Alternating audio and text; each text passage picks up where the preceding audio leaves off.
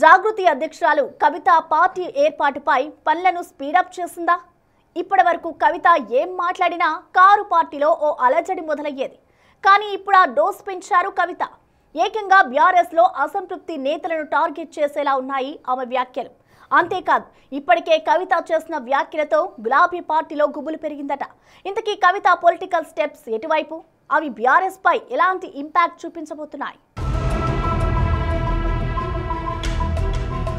తెలంగాణ జాగృతి అధ్యక్షురాలు కవిత మాటలు ఏవైనా, చేతలు ఏవైనా అవన్నీ బీఆర్ఎస్ టార్గెట్గానే ఉంటున్నాయి అన్న టాక్ వినిపిస్తోంది. ఈ మధ్య కాలంలో మీడియా ముందుకు వచ్చిన ప్రతి సందర్భం సంచలనంగా మారుతోంది. ఎప్పుడు ఎవరి మీద ఏ ఆరోపణలు చేస్తుందో అన్న భయం నేతలను వెంటాడుతోంది. ముఖ్యంగా ఈ భయం బీఆర్ఎస్ నేతలకే ఎక్కువగా ఉంటోంది. ఎందుకంటే బీఆర్ఎస్ పార్టీలో జరుగుతోన్న అంశాలు, నేతలపై ఆమె చేస్తున్న వ్యాఖ్యలు రాష్ట్ర రాజకీయాల్లో దుమారం రేపుతున్నాయట.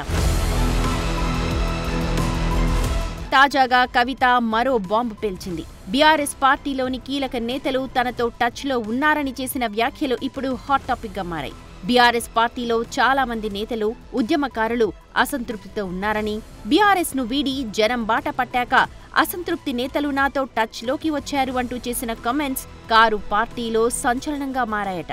కవితతో టచ్లో ఉన్న ఆ నేతలు ఎవరు? ఎందుకు బీఆర్ఎస్ పార్టీని వీడాలనుకుంటున్నారు? ఎందుకు సంప్రదింపులు చేస్తున్నారు అనేది ఇప్పుడు గులాబీ పార్టీలోనూ చర్చకు తెరలేపాయట.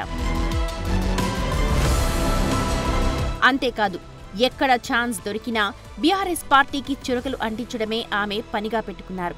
అవినీతి చేశారు, అశ్రద్ధ చేశారు అంటూ విమర్శలు, ఆరోపణలు చేస్తూ స్పీచ్లిస్తున్నారు కవిత. అది ప్రాజెక్ట్ అయినా, రైతాంగ విధానమైనా, ఇలా టాపిక్ ఏదైనా అందులో బీఆర్ఎస్ ను టార్గెట్ గా చేసుకోవడం ఇప్పుడు కామన్ గా మారింది కవితకు. చెనాకా కొరాట అయితే అదో గమ్మత్ కథ. 300 కోట్లతో స్టార్ట్ అయింది, 600 అయింది, 900 అయింది, 2000 కోట్లు అయింది. ఈ ఎస్టిమేషన్ ఎందుకు పెరిగిందో ఏమైందన్నది అది బీఆర్ఎస్ హయాంలోనే జరిగింది. నేను ఏం కాదని అంటలేను. ఎందుకు పెరిగిందో ఏందన్నది మరి బీఆర్ఎస్ ప్రజాప్రతినిధులు ప్రజలకు వివరణ ఇచ్చుకోవాలి. సరే, పోనీ 2000 కోట్లు అయింది. 2000 కోట్లు అయితే కనీసం ప్రాజెక్టు పూర్తి కానటువంటి పరిస్థితి, ఇంకా పెండింగ్ ఉన్నటువంటి పరిస్థితి. పైసలు పెరిగిందో ఓకే, అవినీతి అయిందో ఇవన్నీ మర్చిపోదాం అనుకున్నా కూడా పనిలో కూడా కనీసం మన గ్రామాన్ని రక్షించాలనేటటువంటి శ్రద్ధ ఇక్కడ ప్రజాప్రతినిధులకు లేకపోవడం దారుణం. ఇటీవలి కాలంలో బీఆర్ఎస్ లో జరుగుతోన్న పరిణామాలపై కవిత స్పందిస్తూనే ఉన్నారు. పార్టీలో జరుగుతోన్న పరిణామాలను కవిత బయటకు చెబుతున్న పరిస్థితులు ఉన్నాయి. బీఆర్ఎస్ నేతలు అసంతృప్తిగా ఉన్నారు అన్న కామెంట్స్ చేయడం వెనుక కవిత వ్యూహం ఏంటి అనేది చర్చనీయాంశంగా మారింది. బీఆర్ఎస్ సీనియర్ నేతలు టచ్ లో ఉన్నారని వ్యాఖ్యలు చేయడం ద్వారా బీఆర్ఎస్ పార్టీని డీమోడల్ చేసేందుకు మాట్లాడుతున్నారా, లేదా నిజంగానే నేతలు టచ్ లో ఉన్నారా అన్న దానిపై పొలిటికల్ సర్కిల్స్ లో జోరుగా చర్చ నడుస్తోందట. జనం బాట కార్యక్రమం కోసం జిల్లాల పర్యటనకు వస్తోన్న తనకు కారు పార్టీలోని అసంతృప్తి నేతలు టచ్ లోకి వస్తున్నారని, త్వరలోనే లిస్టు చెబుతానని చెప్పడంతో గులాబీ పార్టీలో కలకలంగా మారుతోందట.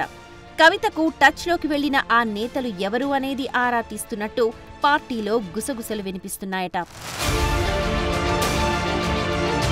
కవిత పార్టీని ఏర్పాటు చేయటంపై కూడా ఫోకస్ చేశారు. పార్టీ పెడితే తమకు అవకాశం ఇవ్వాలని ముందస్తుగానే బీఆర్ఎస్ తో పాటు ఇతర పార్టీల నేతలు సైతం కవితతో సంప్రదింపులు చేస్తున్నట్లు సమాచారం. కొంతమంది నేరుగా కలవడం, మరికొందరు ఫోన్లు చేసి ఆశీర్వాదం కావాలని అడుగుతున్నట్లు సమాచారం.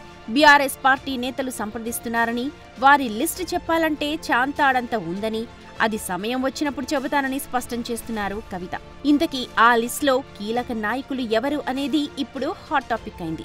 ఆ లిస్టులో మాజీ ఎమ్మెల్యేలు, మాజీ ఎంపీలు, ప్రజాప్రతినిధులు, కార్పొరేషన్ మాజీ చైర్మన్లు, మాజీ ప్రజాప్రతినిధులు సైతం ఉన్నట్లు ప్రచారం జరుగుతోంది. కొంతమంది బీఆర్ఎస్ నుంచి ప్రస్తుతం ప్రజాప్రతినిధులుగా ప్రాతినిధ్యం వహిస్తున్న వారు సైతం ఉన్నట్లు ప్రచారం ఊపందుకుందట.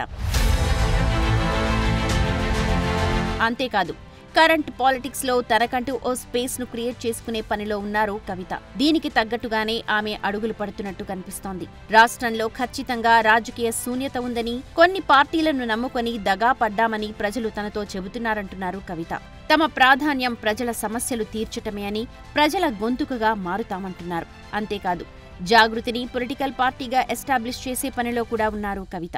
జాగృతి రాజకీయ వేదికే అని, తాము చాలా సందర్భాల్లో రాజకీయాలు మాట్లాడామని చెబుతున్నారు. తాము ప్రజల కోసమే పోరాడతామని పదే పదే చెబుతున్నారు. అంతేకాదు స్థానిక సంస్థల ఎన్నికల నాటికి తమ ప్రభావాన్ని చూపాలన్న ఆలోచన కూడా ఉన్నట్టు కనిపిస్తోంది. లోకల్ బాడీ ఎన్నికల సమయంలోనే ఏం చేయాలన్నది నిర్ణయం తీసుకుంటామని ఇప్పటికే చర్చలు జరుగుతున్నాయంటున్నారు కవిత.